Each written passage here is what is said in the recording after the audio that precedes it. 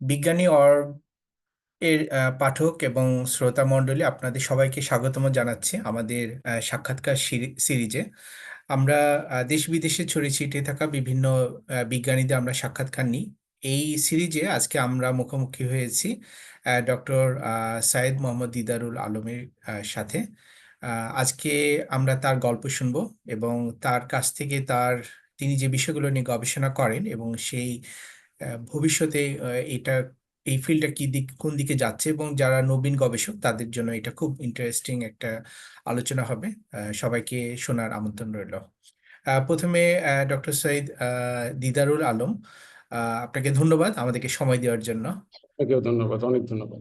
হ্যাঁ, আপনি তো শুধুমাত্র যে বাংলাদেশে গবেষণা করেছেন তা না, আপনি আমেরিকাতেও গবেষণা করেছেন, জাপানে আপনি পিএইচডি নিয়েছেন, একটা বিদেশের একটা সম্পূর্ণ একটা অন্যরকম একটা পরিবেশে, ইংরেজি বলে না এমন একটা পরিবেশে আপনি পিএইচডি নিয়েছেন।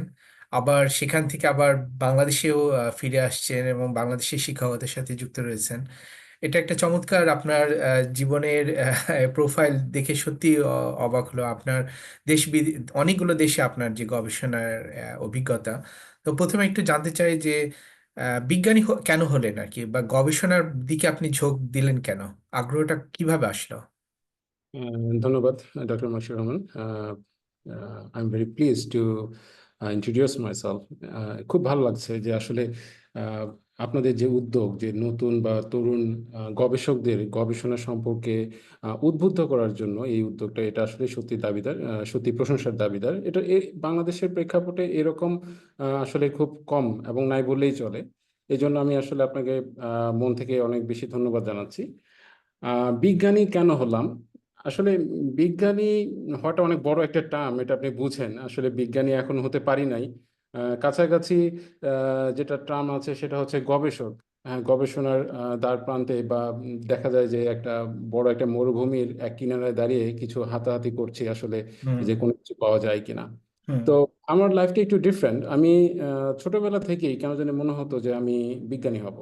এটা ছোটবেলা থেকে আমার স্পষ্ট মনে আছে, ক্লাস 5-4 বা ওই সময় যখন আমার ফ্রেন্ডসরা বা আমার ছোট যাদের সাথে খেলতাম আর কি, তারা যখন বলতো ডাক্তার ইঞ্জিনিয়ার হবে, তখন থেকে আমার কাছে মনে হতো না, আমি আসলে ডাক্তার ইঞ্জিনিয়ার না, আমি একজন গবেষক হব। গবেষক না তখন বুঝতাম না, কিন্তু মনে হতো যে আমি হুম। একজন বিজ্ঞানী হব। এটা কি তো পারিবারিক পরিবার থেকে আসছে কোনো একটা কারণে?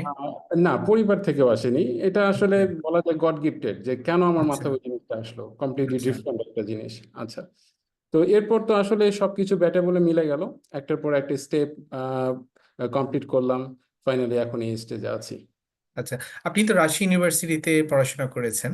তো প্রথমে আপনি অনেকগুলো তো সাবজেক্ট আছে, কিন্তু এই বিশেষ সাবজেক্টটা নেওয়ার কারণটা কি? আচ্ছা, প্রথম ইচ্ছে ছিল যে আমি আসলে মানুষের বা I want to be a scientist for to research with the human being. এটাই মেইন টার্গেট ছিল, যে আমি মানুষের প্রয়োজনীয়তা বা মানুষকে নিয়ে গবেষণা করব, লাইফ সায়েন্স নিয়ে গবেষণা করব। এই প্যাশনটা আমার শুরু হয়েছিল যখন আমি ইন্টারমিডিয়েটে পড়ি। ইন্টারমিডিয়েটে আমার কেমিস্ট্রি, বায়োলজি পড়ার সময় খুব ভালো লাগতো। মনে হতো যে বায়োলজিক্যাল কেমিস্ট্রি, তখন ওই টার্মটা ছিল না অ্যাকচুয়ালি, আমি বা জানতামও না যে বায়োলজিক্যাল কেমিস্ট্রি বা কোনো কিছু একটা আছে। তো এরপর বিভিন্ন ইউনিভার্সিটিতে যখন পরীক্ষা দিলাম, পরীক্ষা দেওয়ার পর মনে হলো যে না, আমার আসলে এই সাবজেক্টের প্রতি আমার একটা বিশেষ প্যাশন কাজ করছে। তো মজার একটা কথা বলি যে আমি আহ, আমি দুটো ভার্সিটি, সরি, তিনটা ভার্সিটিতে পরীক্ষা দিয়েছিলাম। রাজশাহী তাই? ইউনিভার্সিটি, হুম। তারপর খুলনা ইউনিভার্সিটি, আর হচ্ছে Haji Danesh. As you know maybe, I am from Rangpur, Uttarbanga আচ্ছা। থেকে এসেছি। সো ঢাকা ইউনিভার্সিটিতে আমি পরীক্ষা দিই নাই। তো এই আচ্ছা। তিনটা ইউনিভার্সিটিতে পরীক্ষা দিয়েছি, এবং তিনটাই আমি একই সাবজেক্ট, যে আচ্ছা। Genetic engineering, biotechnology, biochemistry. তো আচ্ছা। এরপর আমি বিশেষভাবে নিয়ে চিন্তা করলাম যে না, রাজশাহী ইউনিভার্সিটিটা থেকেই আমি বায়োকেমিস্ট্রি পড়াটাই আমার জন্য বেটার হবে। হুম। এরপর তো এই যে রাজশাহী ইউনিভার্সিটিতে বায়োকেমিস্ট্রিতে ভর্তি হলাম। তারপর আল্লাহর রহমতে আস্তে আস্তে আস্তে আস্তে এত দূর চলে এসেছি আর কি। আচ্ছা, বায়োকেমিস্ট্রি রাজশাহীতে আপনাদের সেই সময় তো ডিপার্টমেন্টটা প্রায় প্রথম দিকে মনে হয়। না, প্রথম দিকে না। রাজশাহী ইউনিভার্সিটিতে বায়োকেমিস্ট্রি শুরু হয়েছিল 1996 সালে। আচ্ছা। আর আমার সেশন ছিল 2007-08। 2008-এ আমি ফার্স্ট ইয়ার স্টুডেন্ট। আচ্ছা, তাহলে তো অনেক হুম। আপনি রাজশাহী ইউনিভার্সিটি যে বায়োকেমিস্ট্রি এখানে এখানে কেমন আপনি গবেষণা কি করার সুযোগ হয়েছিল? আচ্ছা, আমাদের ওই সময়টায়, আজ থেকে প্রায় 14-15 বছর আগে, তখন আপনি হয়তো জানবেন যে আসলে গবেষণার সুযোগ তেমন একটা কোথাও ছিল না পাবলিক ভার্সিটিগুলোতে। বাট আমার প্রজেক্টে, আমি মাস্টার্সে থিসিস করতে হয়, সেই থিসিস প্রজেক্টে কাজ করেছিলাম। সেখানে আমি কাজ করেছিলাম লিপিড নিয়ে, ফ্যাট নিয়ে। ওটাই আচ্ছা। ছিল আমার গবেষণার হাতে খড়ি আর কি। আচ্ছা। আপনি মনে হয় কিছু আর্সেনিক বা কোনো ভারী ম্যাটেরিয়াল নিয়ে কিছু গবেষণা করেছিলেন আমি চিকেন লেড, মডেলে। হ্যাঁ, লেড ক্যাডমিয়াম এই অ্যাকুমুলেশন যেগুলো হয়েছিল আপনার, যেমন আমার আচ্ছা। কাজ ছিল চিকেনের উপরে। সো হ্যাঁ। চিকেনে, ব্রয়লার চিকেনে কিভাবে লেড ক্যাডমিয়াম এই জিনিসগুলো অ্যাকুমুলেটেড হয়, এবং এদের এই হেভি মেটালস গুলোর ব্যাড ইফেক্ট কি ইন দ্য হেলথ, এই জিনিসগুলো আমি তখন রিসার্চ করেছিলাম আর কি। তখন এটাই তো তাহলে আপনার হাতে নাতে আম, হাতে নাতে আহ, কাজ প্রথম। করার প্রথম অভিজ্ঞতা আর কি। হ্যাঁ। তারপর আপনি রাজশাহী ইউনিভার্সিটিতে পড়াশোনা করলেন, তারপর আহ, আপনি কোথায় গেলেন এবং কিভাবে এটা আপনাকে আচ্ছা। নেক্সট লেভেলে উদ্বুদ্ধ করলো? আচ্ছা। আহ, আমার লাইফের টার্নিং পয়েন্ট ছিল একটা, সেটা হচ্ছে আমার ফার্স্ট ইয়ার রেজাল্ট।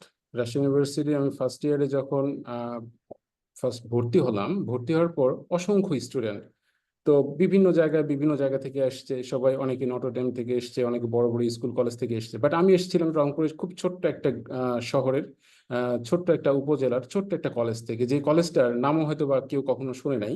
তখন এটা বেসরকারি একটা কলেজ ছিল। তো ভর্তি হওয়ার পর মানে আমার এক ধরনের আহ, কি বলবো, নার্ভাসনেস কাজ করতো যে আমি কিভাবে কিছু করব এখানে, যত বাঘা বাঘা স্টুডেন্ট। তো পরে দেখলাম যে আমার যখন ফার্স্ট ইয়ার রেজাল্ট হলো, আমি ফার্স্ট ক্লাস সেকেন্ড হলাম, সেকেন্ড পজিশন হলো আমার। হুম। এরপর থেকে আমার ভিতরে একটা প্যাশন কাজ করলো যে না, আমাকে ভালো করে পড়াশোনা করতে হবে। তো আলহামদুলিল্লাহ, এরপর আর পেছনে তাকাতে হয়নি। আমি অনার্স কমপ্লিট সেটা করেছি। আপনাকে কনফিডেন্ট কনফিডেন্ট দিল যে আমি কিছু করতে পারি। হ্যাঁ, রাইট, রাইট। প্রথমে যতটুকু হোপলেস হয়েছিলাম ততটা আর হতে হয়নি। পরে আমি ফার্স্ট ক্লাস সেকেন্ড পজিশন নিয়েই ব্যাচেলারটা কমপ্লিট করি। এরপর মাস্টার্স কমপ্লিট করি মোটামুটি সেম ফার্স্ট ক্লাস, সেটাও রাজশাহীতেই। হ্যাঁ, ফার্স্ট ক্লাস ফোর্থ পজিশন নিয়ে। এরপর আহ, মন বসানোর জন্য চেষ্টা করলাম জাপানে অনেকবার, প্রায় 2 থেকে 3 বছর ট্রাই করলাম। তো শেষ পর্যন্ত Nagoya university graduate school of মেডিসিনে মন বসে আপনি হলো। তো এর মধ্যে আপনি মনে হয় রেনাটাতে কিছুদিন হ্যাঁ, চাকরি করেছেন। ওইখানে চাকরি ঢোকার এবং ওখানে অভিজ্ঞতা কেমন হলো, ওষুধ নিয়ে কি করলেন? হ্যাঁ, বেসিক্যালি সেখানে আমরা কাজ করতাম ড্রাগস ডেভেলপমেন্ট নিয়ে। একটা ড্রাগস এর বিভিন্ন প্যারামিটার্স গুলো কিভাবে চেঞ্জ করে এটা বেটার অ্যাবজর্ব হয় বা বেটার ফাংশনাল হয়, এই জিনিসগুলো নিয়ে কাজ করেছি। যদিও বেশি দিন কাজ করার সুযোগ হয়নি, আমি সেখানে 1 বছর 6 মাসের মতো কাজ করেছি। জাস্ট তেমন বেশি কিছু কাজ করার সুযোগ হয়নি, এর মধ্যেই আমি আসলে জাপানে চলে যাই আর কি। আচ্ছা। জাপানে তো নাগোয়া ইউনিভার্সিটিতে আবার নতুন দেশে নতুন করে শুরু করলেন, সেখানকার অভিজ্ঞতা একটু শেয়ার করেন। সেখানে মিশ্র অভিজ্ঞতা আছে। বলে রাখি, আমি আসলে জাপানিজ জানি না, একটা বা দুটো ওয়ার্ড ছাড়া কিছুই জানি না। তো আচ্ছা। ইউনিভার্সিটির ভিতরে কোনো প্রবলেম হতো না, বাট প্রবলেমগুলো হতো ইউনিভার্সিটির বাইরে, যেখানে গুগল ট্রান্সলেটর ছিল একমাত্র ভরসা। হুম। এইভাবেই চলতে হয়েছে আর কি। কিন্তু গবেষণার বিষয়টা ছিল অন্যরকম। আপনি জানবেন যে জাপানের গবেষণা বিশ্বের সেরা গবেষকদের মধ্যে হুম। অন্যতম। এবং নাগোয়া বিশ্ববিদ্যালয় তো অনেক বেশি নাম করা এবং অনেক নোবেল লরেটও ওখানে হ্যাঁ, আছে। হ্যাঁ, হ্যাঁ, এটা ছিল। তো আমার প্রফেসর কাজ করতো বেসিক্যালি আপনার কনজেনিটাল ডিসঅর্ডারস, যেগুলো হচ্ছে আমাদের জন্মগত কিছু ত্রুটি থাকে, হুম। যেমন অ্যালজাইমার ডিজিজ থাকে, তারপর হচ্ছে আপনার ওই যে আমরা যেটা বলি অটিজম, এই ধরনের কিছু জন্মগত ত্রুটি থাকে। এই ত্রুটিগুলো নিয়ে আমার প্রফেসর কাজ করতো হুম। বেসিক। তো আমি সেখানে আসলে ওইটার উপরেই কাজ করেছিলাম জাপানে। আচ্ছা। আপনি এখানে আপনি কি ধরনের জিনিস আবিষ্কার করলেন? জাপানে জাপানে আমার কাজটা ছিল হচ্ছে গ্লাইকোসিলেশন। এটা বলতে গেলে অনেক বড় একটা টার্ম, যে হুম। সাধারণ অডিয়েন্স এটা হলো হয়তো বুঝতেও পারবে না। গ্লাইকোসিলেশন এক ধরনের সুগার। এটা হচ্ছে আপনার, যেমন আমরা ভাত খাই, চিনি খাই, এগুলোর মধ্যে হুম। গ্লুকোজ থাকে, সুক্রোজ থাকে, এই ধরনের সুগার। এটা একটা প্রোটিনের গায়ে যখন লেগে যায়, হুম। প্রোটিনটা তখন ফাংশনাল হয়।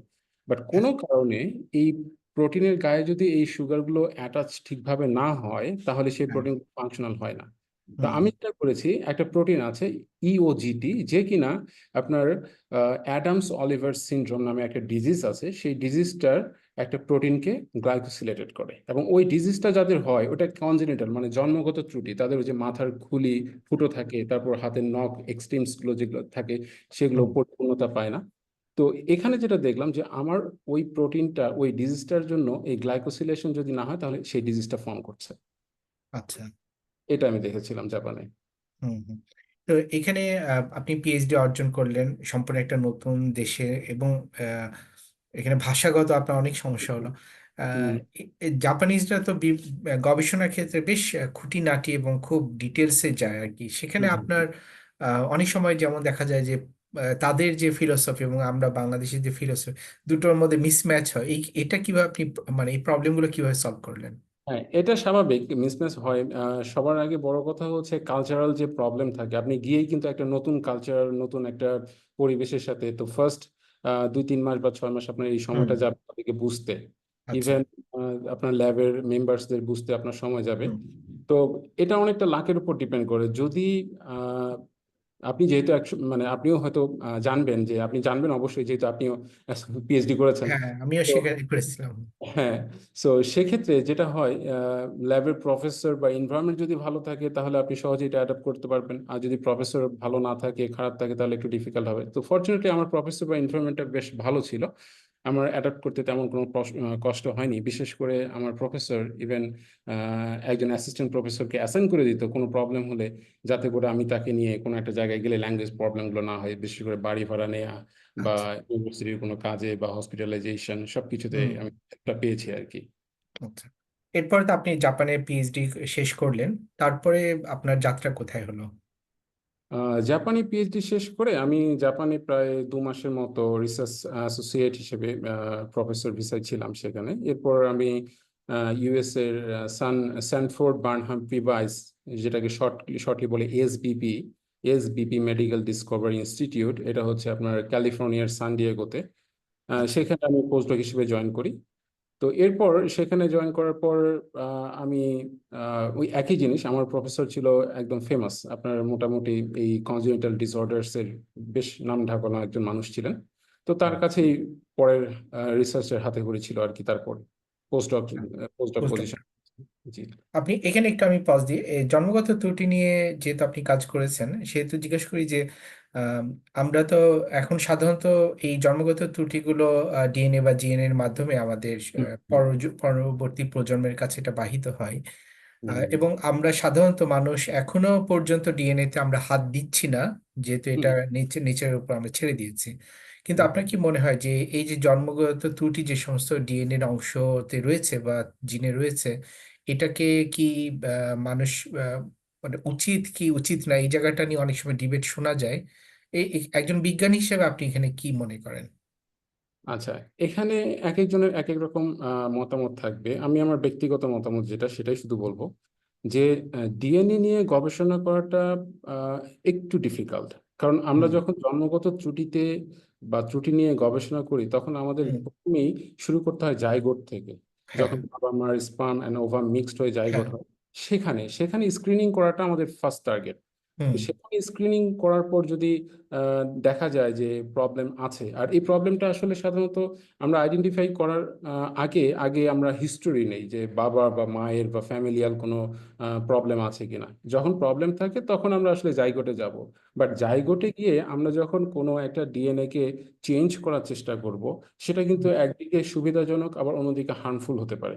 হুম। এই জন্য আমি যেটা মনে করি যে যেগুলো শুধুমাত্র মেটাবলিক ডিসঅর্ডারস যেগুলো হয়, হুম। জেনেটিক্যাল, যেমন ল্যাকটোজ ইনটলারেন্স, এই ধরনের ডিজিজগুলো, হুম। এগুলো ট্রিট করার জন্য জিন নিয়ে গবেষণা করাটা পারফেক্ট। বাট যখন জাইগোটে গিয়ে জাইগোট লেভেলে আপনি জেনটাকে চেঞ্জ করতে হয়, এটা হুম।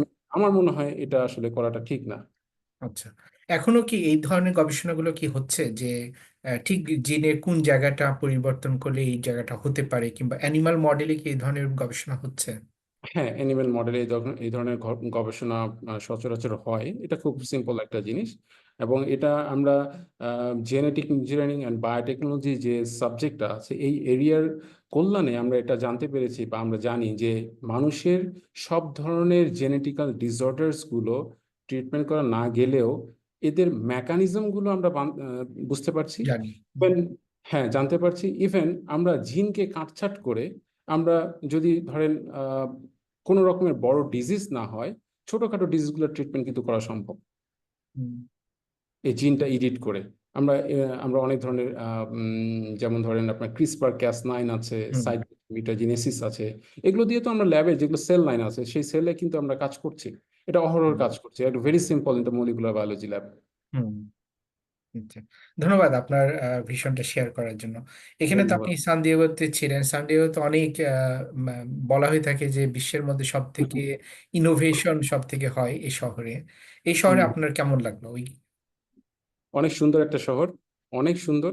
আহ, আবহাওয়া অনেক ভালো, মানে যেটাকে বলা হয় আসলে হেলদি এনভায়রনমেন্ট। আপনার রোদ নাই, বৃষ্টি নাই, একদম মানে মনে হচ্ছে খুব সুন্দর একটা বাইরে, মনে হচ্ছে যে আপনার সব জায়গায় এসি লাগানো, এরকম আকাশের নিচে হুম হাঁটছেন এসি। তবে লোকজন খুব কম, সান ডিয়েগোতে লোকজন খুব কম, পাহাড় আর পাহাড়, সমুদ্র দেখা যায়। এই এই দিক দিয়ে ভালো। কিন্তু গবেষণার ব্যাপারটা একটু ডিফিকাল্ট। সান ডিয়েগোতে খুব অ্যাডভান্স লেভেলের গবেষণা করা হয়, তো এখানে অ্যাডাপ্ট করাটা অনেকের জন্য ডিফিকাল্ট হতে পারে। যারা অ্যাডভান্স লেভেলে গবেষণা করতে চায় না, তাদের জন্য আবার একটু ডিফিকাল্ট ওই জায়গায় সার্ভাইভ করা। আচ্ছা। ধন্যবাদ শেয়ার করার জন্য। তারপর আপনি বাংলাদেশে ফিরে আসলেন এবং এখন শিক্ষকতার সাথে যুক্ত আছেন। এখন এখানে কি কি করছেন এবং কেমন লাগছে?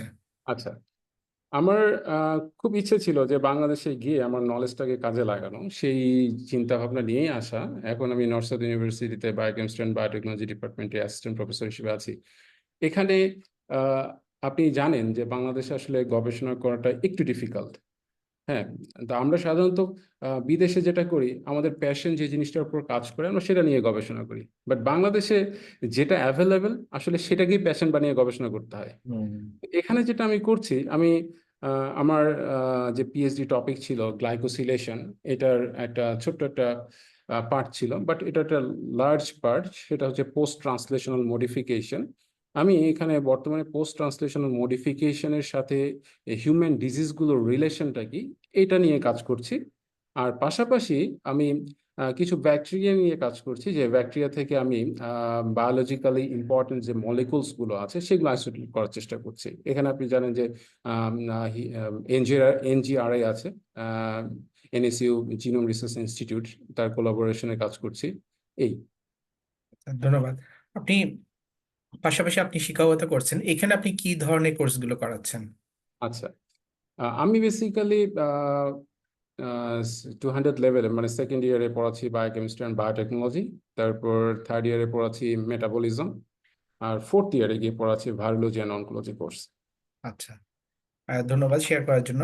আপনি পাশাপাশি বা, আপনাদের তো এখানে ছোটখাটো ল্যাব আছে, আপনার নবীন গবেষকরা তারাও গবেষণা করছে এবং নর্থ সাউথ ইউনিভার্সিটি তো গবেষণা তো এখন বেশ ভালো করছে। হুম হুম এখানে আমি আপনার কাছ থেকে জানতে, আপনি এই যে যে আমাদের বেশিরভাগ সময় পাঠকরা আন্ডার গ্রাজুয়েটের বা স্নাতকের ছাত্রছাত্রী, তাদের সাথে তো তাদেরকে সরাসরি আপনি হাতে নাতে কাজ শিখাচ্ছেন বা কাজ করাচ্ছেন। এইখানে তাদেরকে কি পরামর্শ দিবেন এই জায়গাটাতে একজন গবেষক হিসাবে? আমার যেটা পরামর্শ সেটা হচ্ছে, first you have to set up your mind যে আপনি আসলে গবেষক হতে চান নাকি অন্য কিছু হতে চান। যদি গবেষক হতে চান তাহলে তার জন্য একটা পরামর্শ থাকবে, আর যদি গবেষক না হতে চান তার জন্য অন্য পরামর্শ। যেহেতু আমাদের আজকে প্রোগ্রামটা গবেষকদের নিয়ে, তো হুম আমি ধরে নিব যারা অডিয়েন্স তারা সবাই গবেষকই হতে চান। তো গবেষক হওয়ার জন্য সবার আগে যেটা করতে হবে, আন্ডারগ্রেড লেভেলে as possible you have to engage with the laboratory work. So যত বেশি সম্ভব ল্যাবরেটরি ওয়ার্কের সাথে যুক্ত থাকা, নিজেকে নিয়োজিত রাখা। দ্বিতীয় কথা হচ্ছে আহ, অনেক ধরনের সায়েন্টিফিক পেপার্স গুলো পড়া, কিভাবে পেপার্স গুলো পড়তে হয়, কিভাবে আপনার প্রেজেন্টেশন দিতে হয়, কিভাবে রিসার্চ প্রপোজাল লিখতে হয়, কিভাবে বায়োলজিক্যাল টুলস গুলো ইউজ করতে হয়। এই জিনিসগুলো থেকে যতটা সম্ভব নিজেকে অ্যাডভান্স লেভেলে নিয়ে আসা, যাতে করে ভবিষ্যতে ইন ফিউচারে বাইরে কোনো দেশে পিএইচডি করতে গেলে যেটা তার জন্য একটা অ্যাসেট হয়ে দাঁড়াবে। এবং আমার মনে হয় এটা বাংলাদেশে সম্ভব। এখন সব ইউনিভার্সিটিতে কিছু না কিছু অ্যাডভান্স লেভেলের রিসার্চার আছেন, এবং নর্সাতে তো ডেফিনেটলি আছেন। তাদের কাছ থেকে এগুলো শেখাটা স্টুডেন্টের জন্য খুব ভালো। এবং এই জন্য স্টুডেন্টকে যেটা হবে সেটা হবে প্যাশন তাদের থাকতে হবে। এটা বড় বড় একটা ইম্পর্টেন্ট বিষয়। বিষয়টাকে বিষয়ের প্রতি আগ্রহ থাকতে হবে। খুব রাইট। ধন্যবাদ, আপনি একটা চমৎকার কিছু সাজেশন দিয়েছেন যে ল্যাবের সাথে সংযুক্ত থাকা এবং পেপার লেখা এবং গবেষকদের যে সমস্ত কাজগুলো যন্ত্রপাতির সাথে পরিচিত হয়ে থাকা এবং সেই সাথে মানে খুব আগ্রহটা খুব দরকার এখানে, প্যাশনেট রাইট রাইট, হ্যাঁ। আগ্রহটা থেকে সেইটাকে যেন আমাকে কাজে কাজে লাগাতে পারি আর কি। হুম। ধন্যবাদ শেয়ার করার জন্য। এবার আপনার কাছে জানতে চাচ্ছিলাম, আপনি তো অনেক দেশ ঘুরে আসলেন, এখন কি বাংলাদেশেই কি আপনি এই বাকিটা সময় এইদিকে আপনার স্বপ্নটা কি, ভবিষ্যতের প্ল্যানটা কিরকম? খুবই জটিল একটা প্রশ্ন আসলে। বাংলাদেশে এই ভবিষ্যৎ সম্পর্কে প্রেডিকশন করাটা আমার জন্য যদিও ডিফিকাল্ট, বাট এখন যেটা আমার মাথায় আছে এখন পর্যন্ত যে হ্যাঁ, আমি নর্থ সাউথ ইউনিভার্সিটিতে আছি, ইনশাল্লাহ এখানে থাকতে চেষ্টা করব যতদিন থাকা যায়। কারণ এখানে আমি সব থেকে বড় যে জিনিসটা পেয়েছি সেটা হচ্ছে স্টুডেন্ট। কারণ একটা আমার আমার সব থেকে ভালো লাগে যে জিনিসটা সেটা হচ্ছে স্টুডেন্টদের সাথে এনগেজ থাকা। কারণ এই স্টুডেন্টরাই হচ্ছে ইয়াং জেনারেশন, এরাই একটা সময় আমাদের দেশের হাল ধরবে। তো আমার হাত ধরে যদি কোনো একটা স্টুডেন্ট সততা নিয়ে বেড়ে ওঠে, ভদ্রতা নিয়ে বেড়ে ওঠে, তারপর মানবিক গুণাবলী নিয়ে বেড়ে ওঠে, এটাই আমার জন্য বেশি চাওয়ার। আর এই সুযোগটা আমি নর্থ সাউথেই পাচ্ছি। সো এই জন্যই আমি চাইবো যে নর্থ সাউথ থেকে, কারণ আপনি জানেন যে একজন শিক্ষককে শুধুমাত্র যে পড়াবে সেটা কিন্তু শিক্ষকের দায়িত্ব না। শিক্ষকের দায়িত্ব একটা মানুষের মতো মানুষ করে গড়ে তোলা। পড়াবে তো অবশ্যই, কিন্তু একটা মানুষ যে কি রকম মানবিক গুণাবলী নিয়ে বড় হতে হয় সেই জিনিসগুলোর জন্য সব থেকে বড় দায়িত্ব পালন করবেন একজন শিক্ষক। এবং আমার মনে হয় আমি এই সুযোগটা এখানেই পাবো, আর এই জন্যই আমি এখানেই থেকে যেতে চাচ্ছি আপাতত। আচ্ছা, ধন্যবাদ আমাদের সাথে শেয়ার করার জন্য। আজকে আমরা আপনার চমৎকার আপনার জীবনের গল্প শুনলাম। বাংলাদেশে গবেষক হিসেবে আপনি পড়াশোনা তৈরি হয়েছিলেন, সেখান থেকে নাগোয়া, নাগোয়া থেকে আবার আপনি স্যান দিয়েগো থেকে আবার আপনি ঢাকাতে ফিরে আসছেন। এই দীর্ঘ যাত্রার পথ অনেক চড়াই উতরাই পার হয়ে আসছেন, এবং আপনার এই অভিজ্ঞতাটা আমার মনে হয় যে আমাদের বাংলাদেশের ছেলেমেয়েরা, নবীন গবেষকরা এখান থেকে অনেক কিছু শিখবে। এবং এবং তারাও আপনার এই প্রোফাইল দেখে বা আপনাকে দেখে এবং আপনার কাছ থেকে শিখে তারা অনেক কিছু জানতে পারবে। ধন্যবাদ আজকে আমাদেরকে সময় দেওয়ার জন্য। ধন্যবাদ আপনাকে, অসংখ্য ধন্যবাদ। আমি একটা জিনিস অ্যাড করতে চাই যে মানে যারা নতুন গবেষক, নেভার বি হোপলেস, আর হচ্ছে ডোন্ট গিভ আপ। এটা অনেক বড় একটা ইম্পর্টেন্ট। সায়েন্টিস্ট হওয়ার জন্য বা গবেষক হওয়ার জন্য সব থেকে বড় ইম্পর্টেন্ট হচ্ছে হাল ছেড়ে দেওয়া যাবে না, হাল ছেড়ো না। যেখানেই যাক ধৈর্যের সাথে কাজ করতে হবে, রেজাল্ট আসবে ইনশাল্লাহ। হ্যাঁ, আমরা যেটা বলি মাটি কামড়ে লেগে থাকা। হ্যাঁ, হ্যাঁ, হ্যাঁ, মাটি কামড়ে লেগে থাকে আর কি, এটা করতেই হবে। হ্যাঁ, ধন্যবাদ। এটা আসলে একটা চমৎকার কথা বলেছেন, এবং এটা ঠিক যে একটা গবেষণার ফলাফল আসতে অনেক দীর্ঘ সময় লাগে। কথা প্রসঙ্গে মনে পড়ে গেল, একটা গত সপ্তাহে একটা পেপার আমি দেখছিলাম, যে পেপারটা সাবমিট হয়েছে এবং সেটা রিভিউ হতে হতে হতে খুব সম্ভবত 13 বছর পর সেটাকে পাবলিশ হয়েছে। তো এই যে হুম। যে একটা দীর্ঘ সময় ধরে সায়েন্টিস্ট লেগেছিল 13 বছর ধরে, এটা আমার কাছে মনে হয় যে চমৎকার একটা উজ্জ্বল দৃষ্টান্ত। Right, right. ধৈর্য ধরতেই হবে আর কি। ধন্যবাদ আজকে সময় দেওয়ার জন্য। ধন্যবাদ আপনাকে। এবং আপনার বিজ্ঞানী.org এর যারা পাঠক আছেন, যারা অডিয়েন্স আছেন, তাদের সবাইকে ধন্যবাদ। ইনশাল্লাহ কথা হবে আরো একদিন কোনো এক সময়।